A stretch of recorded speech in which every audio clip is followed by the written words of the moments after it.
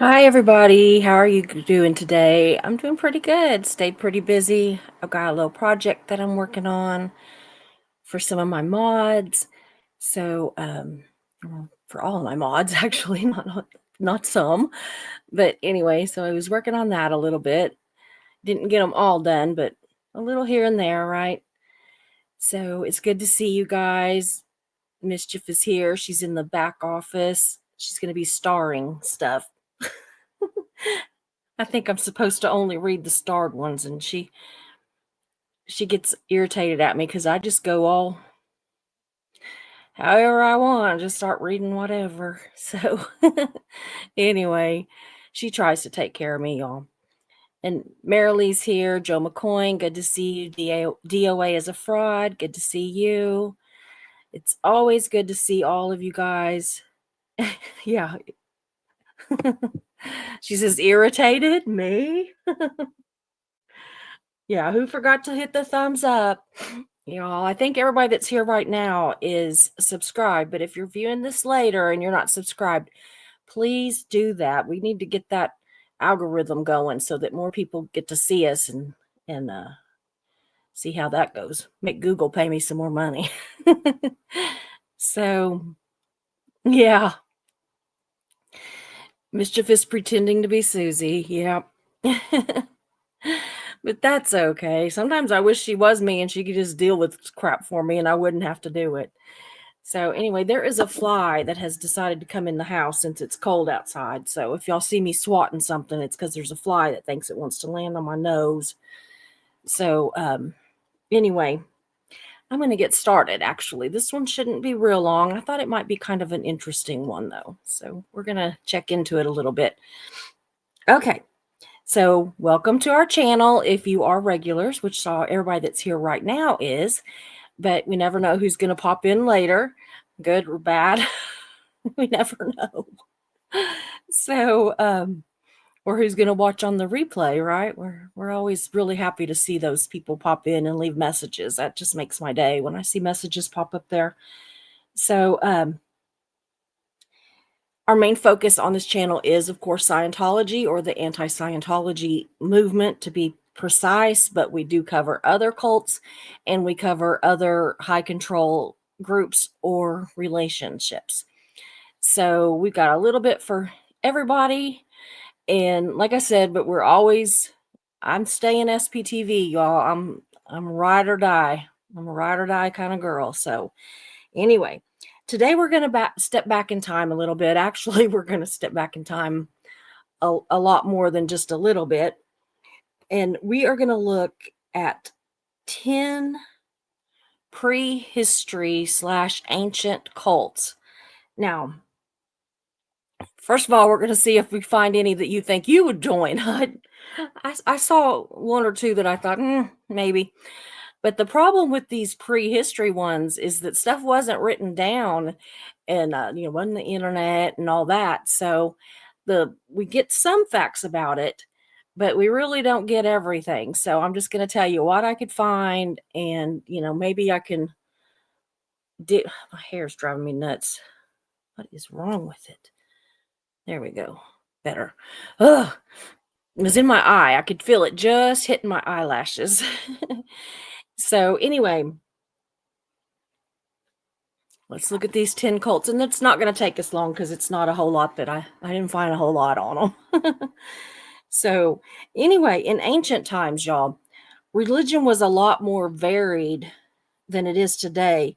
So societies were what they call polytheistic, meaning that they had many gods. They didn't just have one, entity, one divine figure to choose to worship. They had gods of all kinds of things, I mean, like for a while, everything had a god, the god of this, the god of that, the god of this, the god of that. And so, there's it's changed a lot for some people, not everybody. For instance, a Greek person could offer sacrifices at the temple of Zeus one day and then call on Artemis for aid the next day. So you just basically, it was just like, who do I need today? So,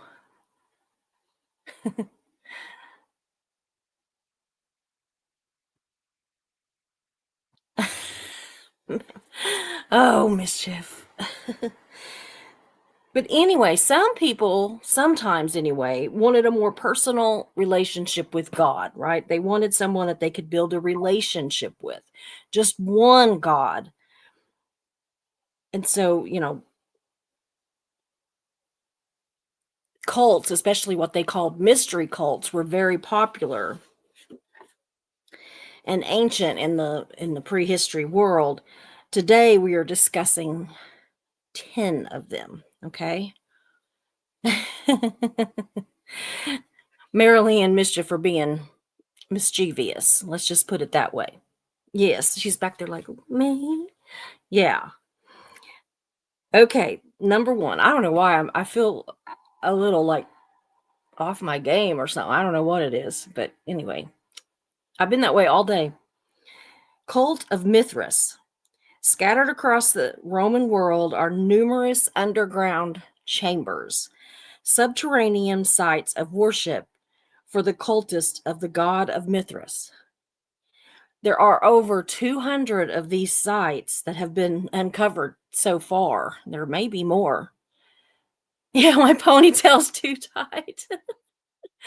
Yeah, y'all, I have so many wigs and hair pieces and everything that and I thought, well, I'm gonna stick something on my hair today because I didn't wash it and it was acting crazy. So anyway, this is Susie's I don't want to wash my hair ponytail. Anyway, at the heart of many of these chambers are sculptures depicting the god worshipped there in the act of slaying a bull. So there's these what are they called chambers, right? They're subterranean, and there's these they call them sculptures, but most of the time it's sculpted into a wall.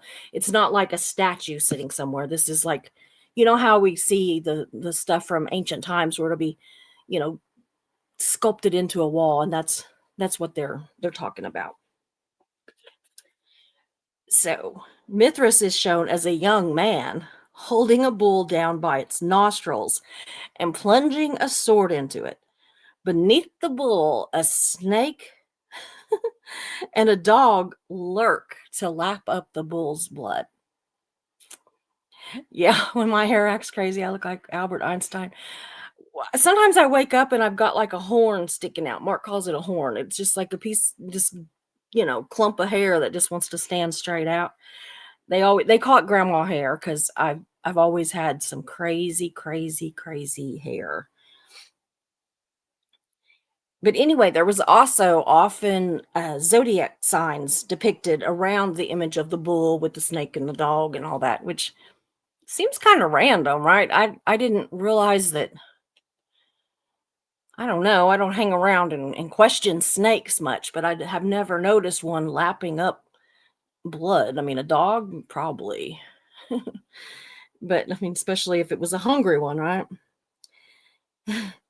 Since Mithras was a mystery cult, how it operated is pretty unknown. Just means kind of a secret. Like not everybody knew they were there. The whole, despite the whole bull thing, there's no evidence that they actually killed any bulls or did any kind of that kind of thing. The cult members, all male and mostly in the military, they mostly just had communal meals and, brotherhood, just visited back and forth. Sure they did, right? That's what what is it Reese does? The jesters? That's what they say too. We just have nice meals and visit. We sit around and play poker and smoke cigars. Sure, sure, Mithras. They describe themselves as those united by a handshake.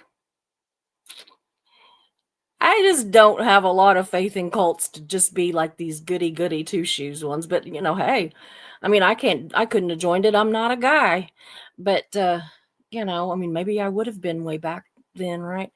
But anyway, just sitting around eating and visiting, sure. If I don't have to kill anything or give you any money, I'm all for it. There's a few other things I don't want to have to do too. Don't kid yourself. Okay, number two, the Kalali crater. In ancient times, things that stuck out of the blue, meaning the water, were attributed to the gods. Everything from lightning to tornadoes were signs a deity was pissy, y'all. Imagine what ancient people thought when about 7,000 years ago, a meteorite exploded with the force of the Hiroshima or Hiroshima, however you want to say it, bomb. Can you imagine? I mean, it'd be bad enough now, but can you imagine 7,000 years ago? They'd be, what in the holy hell was that? So the meteorite broke apart, and as it plummeted to the as it broke apart as it plummeted to the earth, and it left the area scattered with craters. The Kalali crater is 110 meters across, surrounded by a stone wall that was built at some point by some worshippers at the site. Worshippers that were at the site. I'm sorry, I'm just making all kinds of. But it's not just the wall that shows the waterlogged crater was a place of worship. Under the water, okay, are masses of bones thought to be offerings of those gathering there. It wasn't just in prehistory that the crater was revered. The cult who built the wall may have been gone, but some of the bones dated back to the 1600s. Cult of Sobek. Sobek was one of the most ancient. I don't think I want to do that one though, because I mean, there's, somebody had to be doing some offerings, and there's bones there. And it didn't say that there was bones of like chickens, maybe a cow. No, I got a pretty good idea those bones was human. So anyway, the cult of Sobek. I can't talk. Sobek was one of the most ancient Egyptian gods. As soon as writing developed in Egypt, his name began appearing in text. I was reading this out loud as I was writing it yesterday, and I like some of the stuff I was going, his name started appearing in text. And my Veta, she's like, they text back then? I was like, no. Bless her heart. They text back then? I mean, I didn't even know she's listening to me. I was just like reading parts and circling what I was gonna, mention. And yeah, I guess I read it out loud because she was like, they text back then. Anyway, his influence grew with time, maybe because this particular deity had the head and temperament of a crocodile. I'm out, y'all. I don't want no man crocodile mixes. I mean,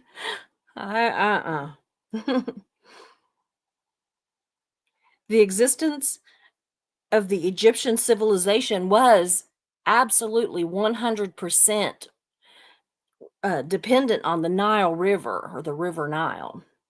Without the water, there was no life in the desert. And without the annual floods that would come in that would wash fertile sediment onto the grounds, which would make it where they could plant stuff that would grow, they wouldn't have been able to have any kind of agriculture or anything either. So talk about, being absolutely dependent on one thing. Can you imagine like what in the world if they started having, droughts and stuff? I just can't even imagine. That would be catastrophic to say the least.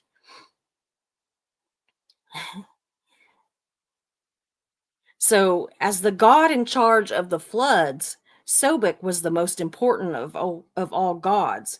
Anyway, for one way they worshipped, Sobek was to hunt and kill crocodiles. Now, I was like, seems kind of strange that, I mean, the dude's got a crocodile head. It was amazing to me that they would be killing crocodiles in honor of this god. But to worshipers, a crocodile was the absolute ultimate sacrifice, and hunting and killing them was dangerous. And so that was well looked upon. They had done dangerous things in honor of this god. And so I guess he thought, well, that's pretty nice. Today, many mummified crocodiles, some with their mummified remains of their offspring attached, can be seen in museums around the world. Hey, George and Evie, good to see you guys. It's just weird, right? I don't know. That one's kind of bizarre. Okay, Cybele. And some of these I may be mispronouncing. Y'all remember that I'm from the South, not from, you know, wherever. So, bear with me. So, what are you all willing to give up for your God? Maybe just Sunday mornings. Some of us, not even that. I don't even go to church anymore, but I do pray and all that kind of stuff. But y'all, in ancient times, the demands of a god were a little bit more extreme. Followers of the Cybele goddess would castrate themselves in her honor. I was looking down at Mischief and she like her glass. It looked like she's like, what? But I think she's just rubbing her eyes. Yeah, this Cybele character, she's it started as an ancient Turkish goddess associated with fertility. Hey, Cricket Cinema. Good to see you, sir. Yeah. See, I remember this time. I've been like telling everybody, Cricket Cinema's a guy. Don't let me mess this up. Mm. But anyway, she started out as a Turkish goddess associated with fertility. But then, later, we women, we like to change our minds, we got to have options. So she transferred over to Greece and Rome. I was thinking about Greek gods and Roman gods and all that, and all that virility and all that. But I don't know. In images, she's shown now, y'all. Oh boy. In images, she's shown being followed by a orgiastic, that was the word they used, procession. And the priests were known to take part in erotic rites.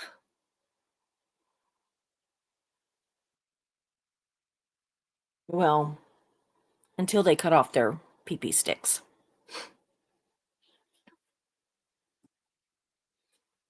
On March 24th, known as the Day of Blood, her followers would castrate themselves and offer their blood to her on, on her altars. The Romans, with their love of virility, were, it was kind of like, nope. They were pretty against the whole castration business. And in fact, one slave who castrated himself was exiled. Maybe he should have maybe he should have just ran off and not done the whole castrating thing. I think he'd have been better off. For the cult to flourish in Rome, a substitution was developed. Because, they still wanted to make her happy, right? But they're thinking, is there something we could do, besides cutting that thing off or any part of that area off? And they got to sacrifice a bull instead of their balls, leaving the whole pee stick area intact. At least for them, not so much for the bull. Number 6, Sabazios. So back in the day, which I think even now, right? But back in the day, gods tended to look like the people who worshiped them, which I think is kind of the same, just like how in America, we have Jesus with almost having like, light brown, dark blonde hair and blue eyes and all that, when he didn't look like that. He did not look like that. Mm-mm. So, yeah, bull for balls, good trade. But so anyway, they tended to look like the people that worshiped them. So the god of Thracian was oh, the Thracian people were a horseman, so he was depicted as a horseman. But the most distinctive image used in the worship of him was a hand, not a man on a horse, none of that.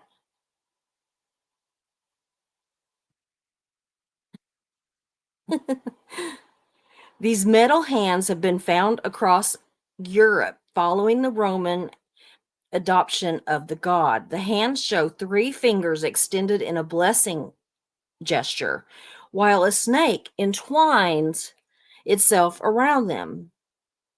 They're really obsessed with snakes back then. A pine cone balances on the thumb, while a lightning bolt hovers over the index and middle fingers.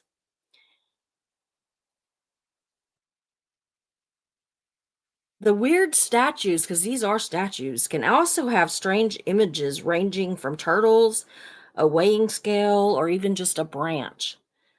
And we don't know what the significance of any of that stuff was. So I think they were just like, let's see just how weird we can get. We're going to leave this stuff here. And can you imagine when our kids come around, they're going to be like, what was this? What in the world? Ugh. I think this one's kind of interesting. So we're at number 5. So we're getting about halfway done, y'all.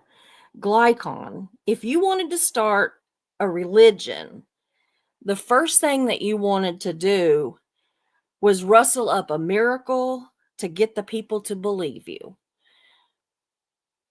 Or, pretend to be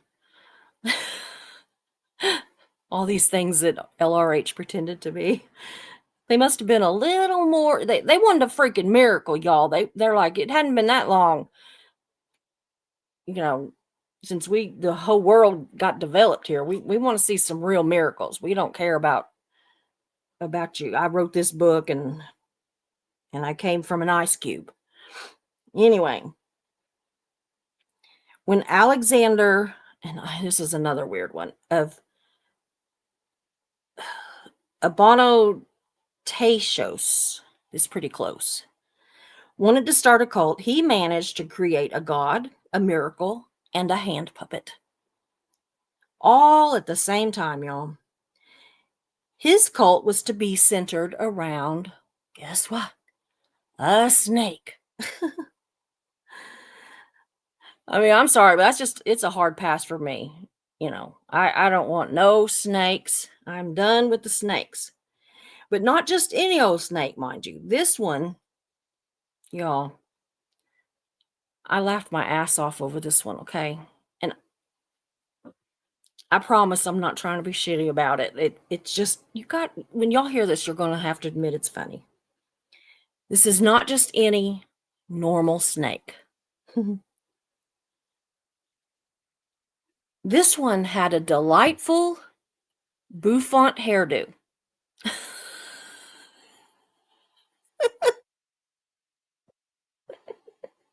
I mean, y'all don't hate me, but my brain immediately went to Trump. Okay. I mean, not even the snake part. I'm talking about the bouffant hairdo. So, you know, like I said, that's not political, y'all. That's just funny. Mm.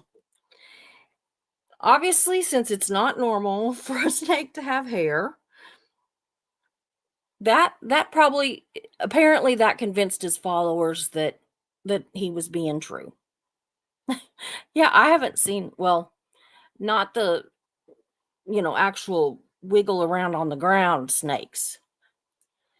Yeah. But anyway, they believed that he had to be telling the truth because he had a snake with a bouffant hairdo.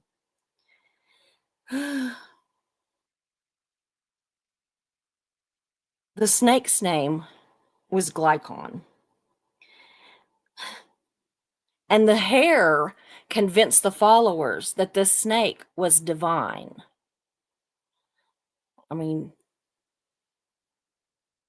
were they talking about divine as in a god? Or I happen to know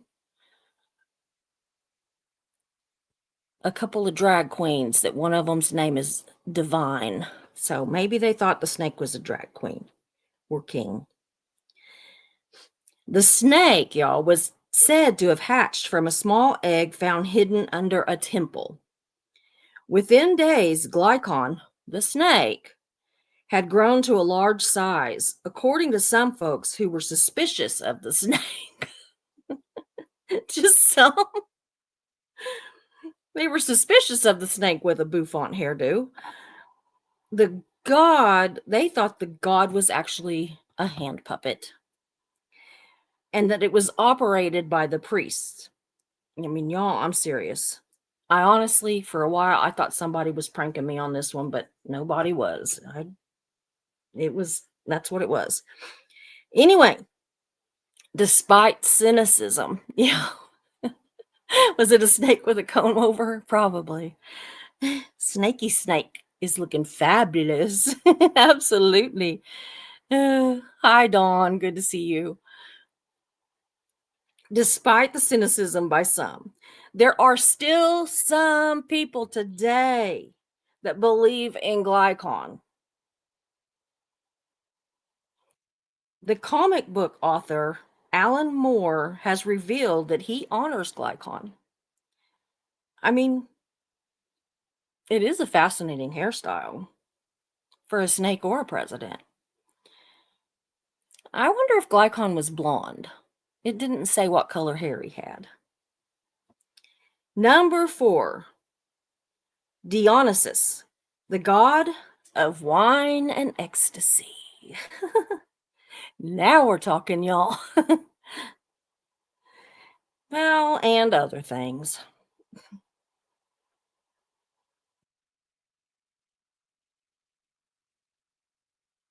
One, one of the major, my nose is driving me nuts, and it just is, I mean, absolutely driving me nuts. One of the major gods of the Greek, of the Greek Patholion. I can't talk. Temples and shrines in his honor were found across the Greek world, and each year in Athens, a festival was put on where tragic and comic plays were performed. Although part of the traditional Greek religion, some found it too uncivilized and unsettling. Well, probably because they were doing some pretty weird little, I mean, very tragic, very tragic plays were being put on. And they actually thought they were funny, which we got to remember, you know, humor had to have been different back in the day. I mean, good Lord, there was a snake with a bouffant hairdo. In one of the plays, the god Dionysus appears on stage alongside his frenzied followers.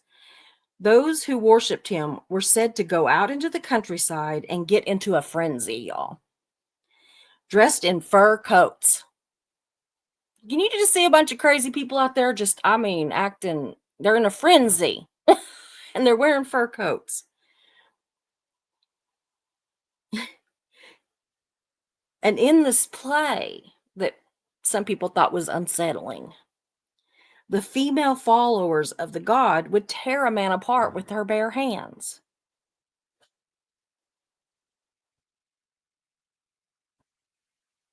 It's heavily debated how much truth there is to that. Where's Susie? Yeah, she's gone. Gary, I didn't want to wash my hair today and it was like acting crazy, so I stuck a ponytail on it and here we sit. But yeah, it's heavily debated if any of that was true, that if these plays were depicting this woman tearing a man apart, if that really happened or not. So we shall see. Maybe they'll find some more stuff out. Number three, Orphism. Much of the ancient religion was about supporting the state you lived on. Prayers and rituals ensured divine assistance would be sent to your city. Mystery cults, on the other hand, offered a person a direct relationship with the gods and gave them a that and that gave them direct benefits. So like if you didn't have to just go over here and do all this crazy stuff, and you could actually go and talk to God, right? Or to your God or whatever. If you had a direct, you know, hi God, pick up the phone and call him kind of deal, then that was going to be a benefit to you. And to those in the Orphic Mysteries cult, eternal paradise was an offer. So, yeah, kind of like heaven, I guess. Like, if we get saved and all this stuff, we get to go to heaven. And back then, if you were in this cult, you got paradise as eternal paradise. And since the afterlife for the Romans was thought to be a gloomy place, this offer was really enticing. So that was a big thing that got a lot of people to join that cult, was because, hey, we can go to heaven when we die instead of living in, the rest eternity in a gloomy place. The Romans believed that after death, your soul just flitted off, y'all, and existed in a gray and joyless state, only cheered up. Yeah, you don't have a phone line to God? I mean, prayer, but that's about it. But anyway, only joyed by the occasional offer of wine and maybe, a little charcuterie. I'm kidding, y'all. No charcuterie, but I'm gonna have some charcuterie for dinner tonight. That's what I'm having. So it's on my mind. Maybe I'll have some wine too. But some believed the soul would be reincarnated into another body. Here we go, Scientology. So the Orphic followers, they believed that by being in this cult, they could keep from going into this gray, joyless, occasionally a glass of wine existence for eternity, or just keep reincarnating into another body, that they would then eventually end up in this gray, joyless, occasional glass of wine eternity. So they thought if they joined the cult, man, we have got a direct line to God, their God, and we get eternity, we get, paradise. So if you knew the proper pair to Orpheus, he would help you avoid having your soul stuck in another body or in the gray forever after. If you knew the words to say to the rulers of the afterlife, paradise would be yours. So, you know, you had to, buddy up to this Orpheus guy. But then when you got there, you had to know certain words to say to the people that ruled the afterlife so that you could get into paradise. So it wasn't quite as easy, but, you know, better than the options. So, mm. And unfortunately, little is known about them. Sounds like Seattle. The gray, joyless place with the occasional glass of wine, only it would be what, cup of coffee.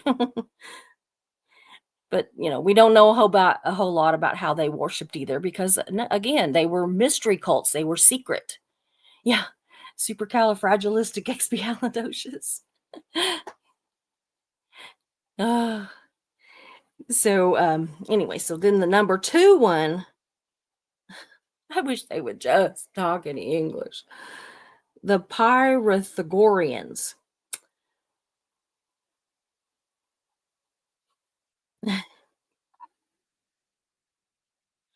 Okay, if his name is known today, it's because of the theorem that bears his name.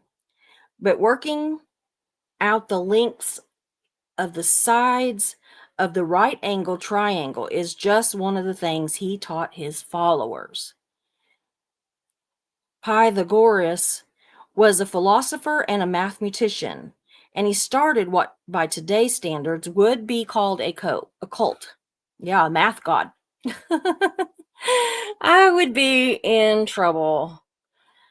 I am not I'm not good at math, y'all. It's not my strong suit. I'm not bad at it, really. I don't know why I always say I'm not good at it. I'm not bad at it, but I come from a lot of people in my family that are great with math, including Mark and my grandson and my mom and my sister. But anyway, I would be in trouble. So they lived together in a compound in Cr- Cristone in Italy. He believed souls were reincarnated, leading to his being mocked by his contemporaries.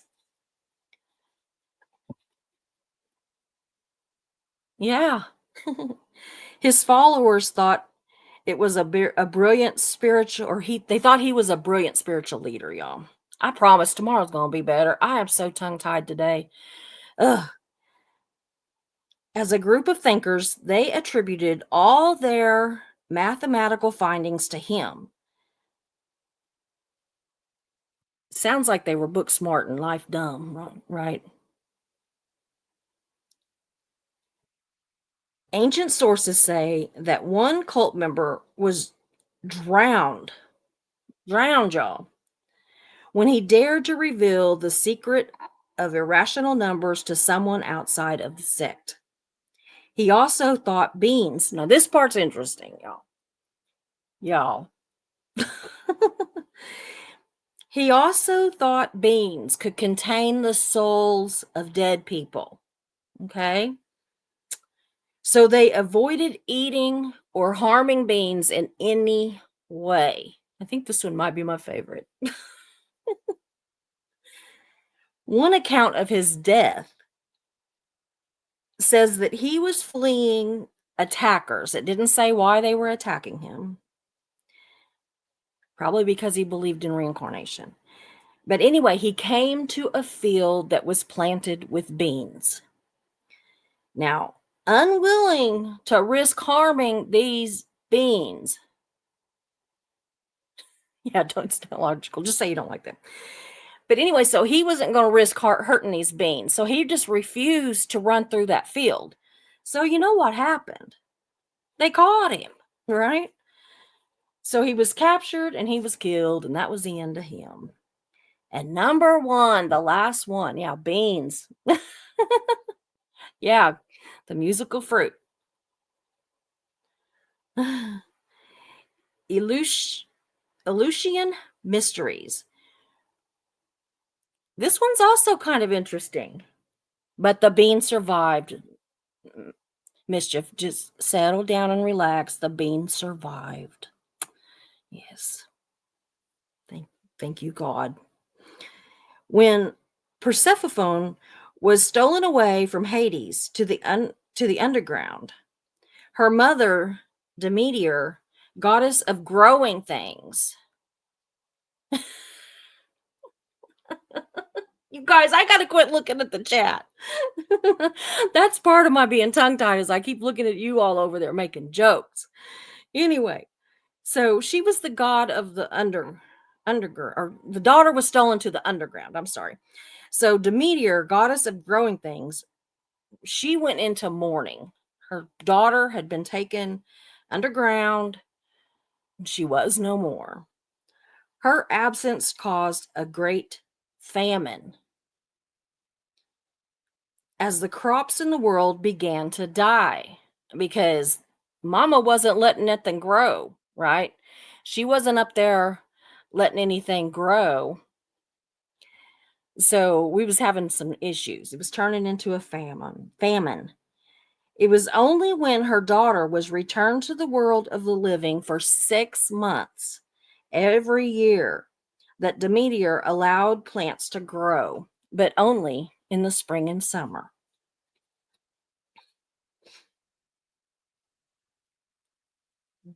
At Eleusis, each year her worshippers would gather to learn the secrets that would give them some benefit in the afterlife. One of the steps in celebrating was taking a solemn oath to never reveal what happened to them. Unlike most promises, it seemed like these were kept. As far as anybody can tell, nobody ever told or spilled the beans. We believe that they were taught the cycle of life, that not much more is known. So, one interesting thing they did was not all that solemn, though, y'all. As this is the cult members, okay? As they walked to the site where they were going to worship, at a certain point, they would crack rude and crude jokes and insult each other. Sounds like fun. This was supposed to ensue that everybody, or ensure that everybody was equal. Nobody was above anybody else. They could all, crack jokes and say rude things about each other. And it just created solidarity. So maybe don't try this one at your place of worship. But if you do, I want it streamed live on my channel. So now I'm going to go see what you all are laughing about. Yeah, I'm punny today. Oh, goodness. They text back then? Yeah, sounds like family night. Telling crude jokes and being rude to each other. Christmas morning, y'all.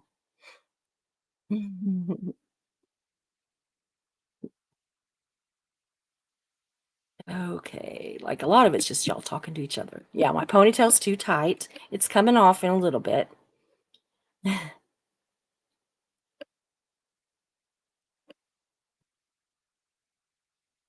Glad to see Evie, George Massey. I just love when George is here.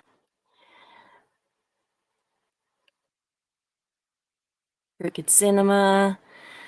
DOA is a fraud. I told you this one wouldn't be real long today. We're gonna, yeah, snakes. Snaky Stank is looking fabulous. Absolutely. Is it a snake with a comb over? I knew y'all would get a kick out of that one. Dawn, I hope you're feeling better.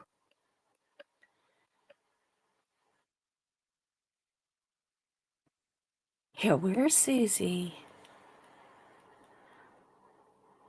Aw, on sick leave this week. My daughter's sick too. She has the norovirus. At first I thought she said the norovirus, and I was like, me too. No, I'm just kidding. Aw, you look absolutely lovely, Susie. Thank you, Dawn. That's very sweet. Oh, be careful. Don't let it get to your lungs. You got to keep it, well, not like you don't know, but you really got to keep it in check, girl.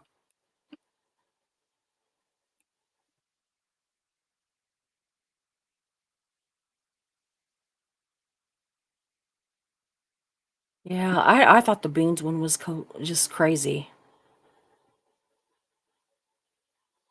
Yeah.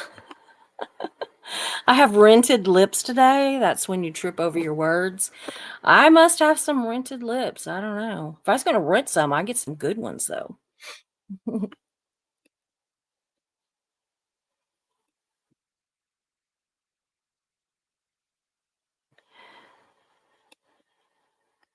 Gary Mackey says, funny anecdote. We had pintos, fried potatoes, and cornbread so often that when I was growing up, my brothers and I called that meal cake and ice cream. We still do to this very day. Aw, Gary, thank you. More memberships, y'all.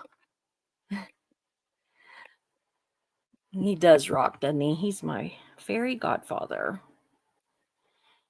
Just love him. Yep, spreading that green. Thank you. Guys, that's it for today. I'm going to get off here. I'm working on another one for tomorrow that I may have to split in two. I'm going to do some research and some more research on it because I think it's just more information than we care about. But I'm also looking into some Scientology stuff. I'm not going to forget about them. Yeah, I wish there was a chocolate cult. I'd join in a heartbeat too. Absolutely. Joel, we'll see you next time. Thank you so much for being here. Thank you all for being here. Mischief, thanks for being in the background, helping me out. Yes, she's taking a bow, y'all. If it wasn't for my subs, I don't know what I would do. I really don't know what I would do. I just love them. I rely on them so much. Yes, DOA is a fraud. I'm going to have a rest of a good day. I'm going to have a good day. My husband said he was going to eat some um, leftovers from last night. I made that tater tot casserole, and I've got just a small little charcuterie board that I made up, and I'm going to eat some of that and just kind of, I think I'm going to go watch a movie tonight and just completely try to relax. I've been busy, real busy today. So, anyway, I will see you guys tomorrow. Have a good evening, morning, night, wherever you're at, afternoon. I love you. I'll see you later.